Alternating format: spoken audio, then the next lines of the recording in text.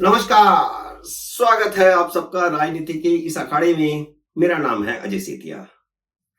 मित्रों, तमिलनाडु से बहुत बड़ी खबर आ रही है।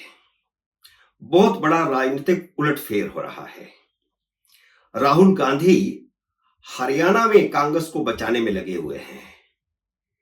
वह चाहते हैं कि किसी तरह हरियाणा कांग्रेस के हाथ लग जाए। वह हाथ पांव मार रहे हैं कि हरियाणा में जीत हो जाए।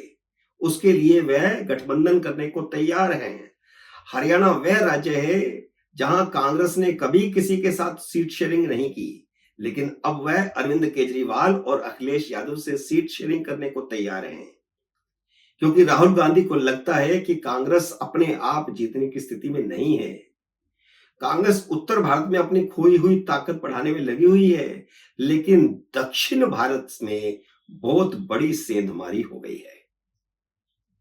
लोकसभा में एनडीए का कुनबा 300 पार हो गया है और राहुल गांधी का इंडिया अलायंस सत्ता से और दूर हो गया है। दोनों का फासला जो पहले बहुत कम 40-45 सीटों का रह गया था, अब वह बढ़कर के 100 के आसपास होने वाला है। इंडी अलायंस की डीएमके ने पाला बदलने के संकेत दिए हैं। कुछ दिन पहले खबर आई थी कि चंद्रबाबू नायडू ने हिंदुत्व का चोला पहनकर राहुल गांधी की उम्मीदों पर पानी फेर दिया है, क्योंकि राहुल गांधी उम्मीद लगाए बैठे थे कि आज नहीं तो कल चंद्रबाबू नायडू और नीतीश कुमार मोदी का साथ छोड़ करके उनके साथ आएंगे, वह मोदी की सरकार को गिरा देंगे। लेकिन अब चंद्रबाबू नायडू ने जिस प्रकार हिंदुत्व का चोला पहना है, उसके बाद कोई उम्मीद नहीं कि वह राहुल गांधी के साथ आ सकते हैं। अब हिंदू विरोधी पार्टी डीएमके भी अचानक धार्मिक हो गई है। मुख्यमंत्री एमके स्टालिन के जिस बेटे उदयनिधि स्टालिन ने हिंदू धर्म को डेंगू और मलेरिया कहा था, जिस सनातन धर्म को का मटिया मेल करने की बात कर रहे थे, उन्हीं उदयनिधि स्टालिन ने पलानी में भगवान मरुगम अंतरराष्ट्रीय सम्मेलन का उद्घाटन किया है।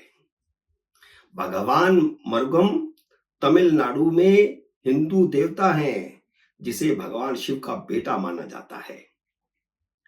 चुनावों से पहले प्रदेश भाजपा अध्यक्ष अन्नामलाई ने इसी पलानी से अपनी यात्रा शुरू की थी। पलानी वह जगह है जिसे तमिल भगवान मरुगन के 6 पवित्र निवासों में से एक माना जाता है। बाकी के 5 निवास भी तमिलनाडु में ही है।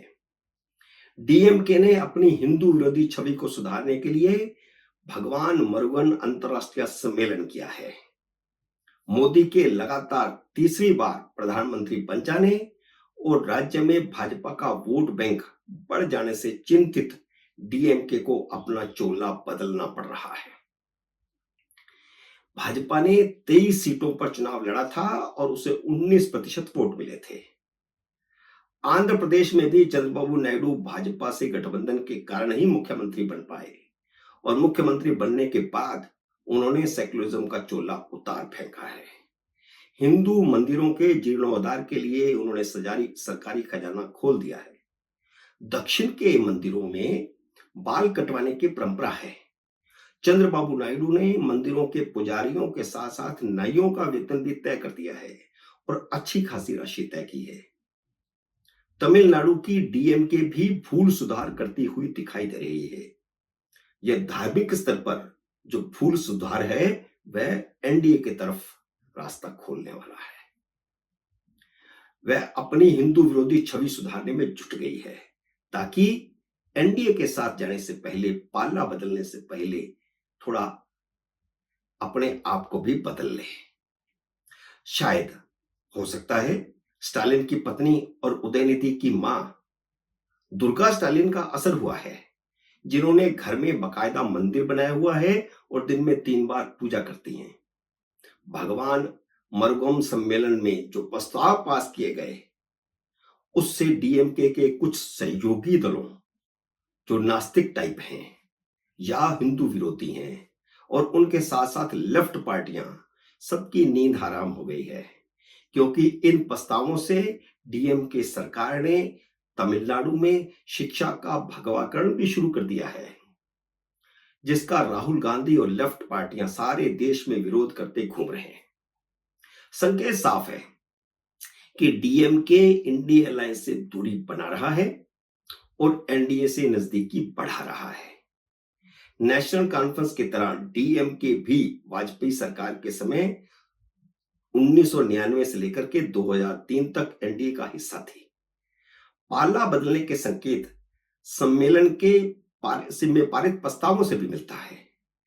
एक प्रस्ताव में कहा गया है कि भगवान मुरुगन को स्कूली पाठ्यक्रम में शामिल किया जाएगा और भगवान मुरुगन पर भाषण प्रतियोगिताएं करवाई जाएंगी। इससे साफ है कि एनडीए के साथ जाने से पहले डीएमके अपनी हिंदू विरोधी छवि से छुटकारा पाना चाहती है, अपना वोट बैंक का आधार बढ़ाना चाहती है। जिस प्रकार चंद्रबाबू नायडू ने आंध्र प्रदेश में भाजपा से गठबंधन करके अपना आधार बढ़ाया।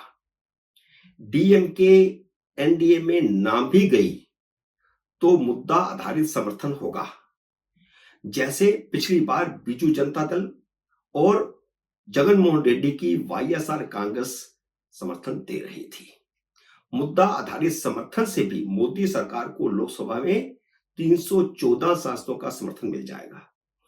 ऐसी हालत में इंडिया अलायंस की ताकत सिर्फ 230 रह जाएगी। जिन उदयनिधि स्टालिन ने सनातन धर्म मिटाओ का नारा लगाया था, उन्हीं उदयनिधि स्टालिन ने भगवान मुरुगन सम्मेलन को संबोधित करते हुए सम्मेलन को समावेशी कहा है। यह वही भाषा है, यह वही शब्द है जो संघ के नेता बोलते हैं। तो दूरियां घट रही हैं, नजदीकियां बढ़ रही हैं। मित्रों, उम्मीद है मेरा यह वीडियो आपको पसंद आया होगा। इसे लाइक और शेयर कीजिए। अगर आपने मेरे YouTube चैनल को अब तक सब्सक्राइब नहीं किया तो कृपया सब्सक्राइब करके अपना आशीर्वाद दीजिए। जल्दी मिलते हैं अगले वीडियो में किसी अन्य विषय के साथ। तब तक नमस्कार।